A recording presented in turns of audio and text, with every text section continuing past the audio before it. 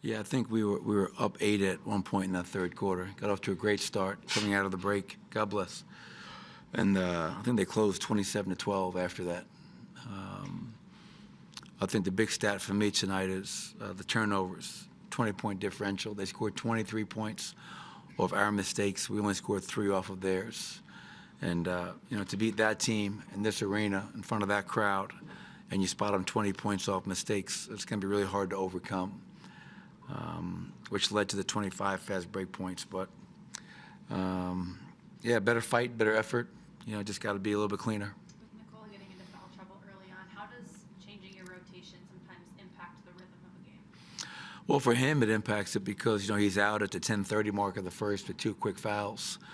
And I was really proud of the group that closed out and played the handle the ups and downs, his situations with a lot of maturity for a young player. How did he kind of handle, I guess, that conversation? When did you sort of tell him that was going to be? He handled it well. Yeah, I don't know if he's had many downs in the NBA. He's only been in the league 3 years, and he's been in the rotation since his rookie year. But he's a team player. Was he celebrating? Was he shaking his pom-poms? No, of course. He's a competitor. He wants to be out there. He wants to start. But what you love about Christian Braun is he's going to do whatever you ask him to do and whatever is best for the team. And right now, that's to bring him off the bench.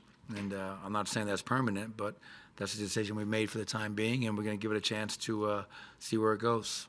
This is the first time all season you've lost 3 in a row. What are the priorities in terms of correcting things to get back on track? Oh, stop beating ourselves. That's priority number one. The Minnesota game, we gave up 37 points off turnovers. I forget exactly what it was in Chicago tonight. Only 14 turnovers, which is not a bad number. 14 is actually, I can live with that number. But you're giving up 23 points off of those because they were live ball turnovers that fueled their break.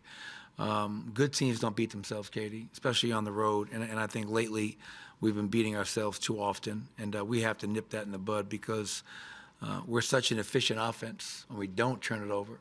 The rest of that quarter, because I thought we weathered the storm. They got up by 12 early. We fought back. And we only lost that first quarter by 4. And the group to start the second quarter was playing well, and allowed us time to get Nicole back in. But in this league, you just can't allow those big runs that we did. Jalen Brunson had an amazing third quarter. I could have done a better job of trying to get the ball out of his hands because I think he had 18 points in that quarter. And he's a good player, and they're a very good team.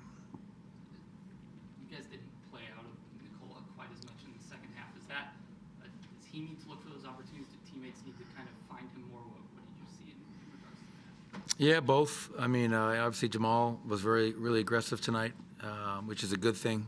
Jamal was looking for his. We called some post-up plays for Nikola, try to get him down there. And, maybe depending upon how they were guarding it, he was bumping back a lot, popping to the perimeter, not going down there. So, yeah, I'm sure it's probably a combination of things. And then I ran him the whole second half because he played so few minutes in the first half. But that's a lot to do, in this kind of a game, how physical they are, how fast they play, to play the third quarter and the fourth quarter. Made you confident that he was ready for the increase in minutes again in that starting role, and then what went into the decision to go with Russ in that group still? Yeah, just talking with Short, just talking with Aaron, feeling that we could get him, over 30 minutes, and if that's the case, then he can go back to becoming our starting power forward. He's been our starting power forward since day one. He was our power forward when we won a championship, and it's good to have him back out there. Never an easy decision. Christian Braun's been great for us this year. Not good, he's been great. And he's done everything that's been asked of him. But I just like keeping Russell out there. I think the Russ-Nikola dynamic is the best two-man combination in the NBA right now. And I didn't want to disrupt their rhythm. Knowing that CB, whether he comes off the bench and plays 29 minutes like tonight or he starts, he's going to give us the same thing every night. And we need that as a starter or coming off the bench. So I applaud CB's understanding of what we're trying to do, and hopefully we can try to find a rhythm with that group. Our three-point percentage, our free throw attempts, our paint points, our assists, our fast break points. But when you turn the ball over, you negate all that. So I think as we head to Philly, we have to find a way to value the basketball at a much higher level. This was, it was kind of in danger of getting out of hand in that first quarter with Jokic out and the run that New York made. Are there more positives to take from this one, at least with kind of the way that guys were able to hang around as opposed to the Chicago game? Yeah, I mean, bottom line is it's a loss, right? So, but I do believe in it's how you win and how you lose. And I did not like the loss in Chicago at all. I did not like how we played. I thought we messed with the game, and I didn't think we played nearly hard enough. Tonight, I thought guys, the effort was there. And to your point, it looked like he was going to get away from us. We kept on clawing back. Loved how we came out to start that second half to build an 8-point lead. Now can we sustain that? But I can walk out of here disappointed in the outcome, but a lot more pleased with how we played and the effort.